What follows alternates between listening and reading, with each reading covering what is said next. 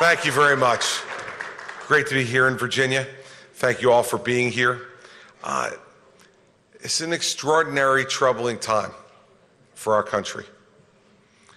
And the reason it's so troubling is that we have a nation that today feels more divided than at any time in my lifetime. And we're divided in large measure because our leaders are not providing the type of clarity about what are the important priorities that the people want our country to be pursuing. The first and most important thing to me, not only as a governor, but more importantly as a husband and a father, is the safety and the security of my family. And I suspect you feel the same way.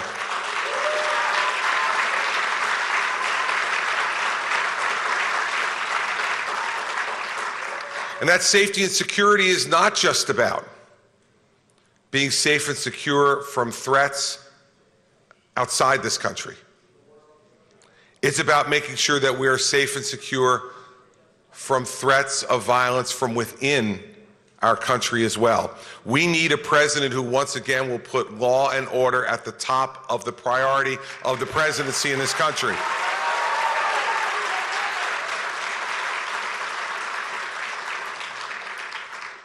Our police officers, the men and women who stand each day to protect us, need to understand that the President of the United States and his administration will give them the benefit of the doubt, not always believe that what they've done is somehow wrong. We need to stand behind the men and women in blue in this country.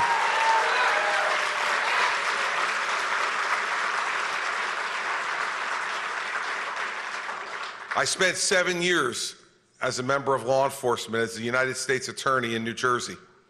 And during those years, the president I served made it very clear to us that our first job was to protect the safety and security of the American people, and that every other priority, while important, fell in behind that.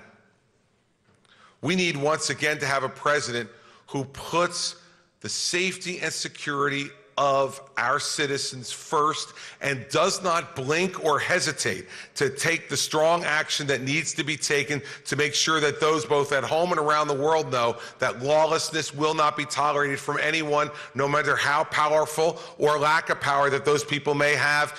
Law and order needs to be the first priority once again in our country.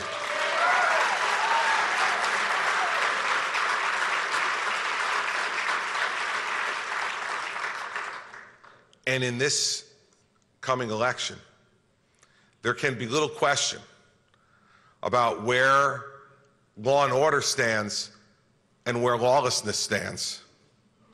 The fact is that we had the spectacle last week of watching a director of the FBI twice in 1 week repeatedly say that the Democratic nominee for president lied to the American people, that the Democratic nominee for president put her own political convenience ahead of the safety and the security of the American people, an FBI director who said that the repeated assurances that Mrs. Clinton has given us over the course of the last year regarding her email scandal, in fact, in every material way were false.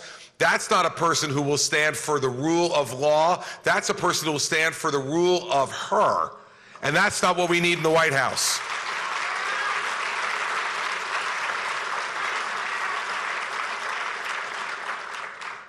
And everyone who's involved in law enforcement should be rightfully concerned if you have a president who puts the rule of law behind their own personal interests. I support Donald Trump and have for quite some time because I know that he will be the type of president who will put the rule of law first, who will make sure that the law is enforced aggressively and appropriately, and who will put people in his administration who understand that the rules in this country and the laws of this country apply to everyone, not just the least powerful, but also the most powerful. They apply to everyone.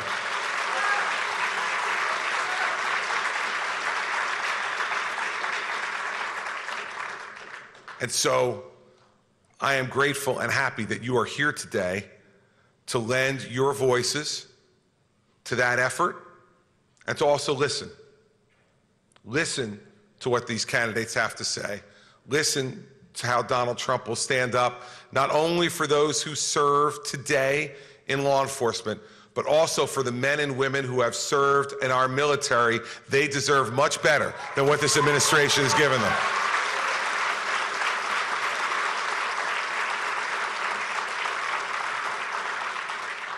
That will mean making tough decisions.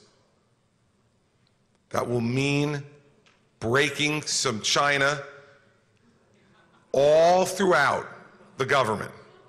It will mean stopping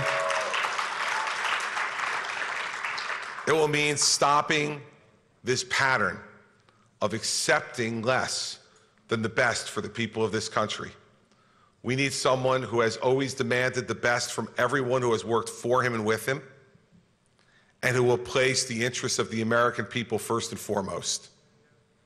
That is the person who is going to be our Republican nominee next week, and it is the person who I firmly believe will serve this country best as the next president of the United States. We need to make sure that we go out there and fight as hard as we can to make that happen. There will be no could-have-beens, should-have-beens on the day after the election. It's going to be, we did it, we fought for it, we stood up, and we took our country back to law and order once again.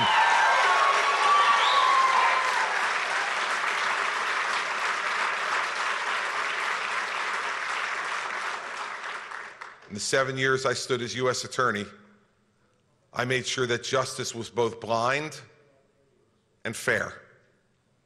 And we need to make sure that that returns to our country. It has left it in this administration, and we need to restore it. And that's why I'm so proud to be with the man that's here, and you're going to hear from him in a few minutes today, because he is someone who will make sure that he absolutely gives you the confidence every night when you put your head on the pillow that his #1 priority will be the safety and security of your family. Thanks so much for being here today. It's great to see all of you again.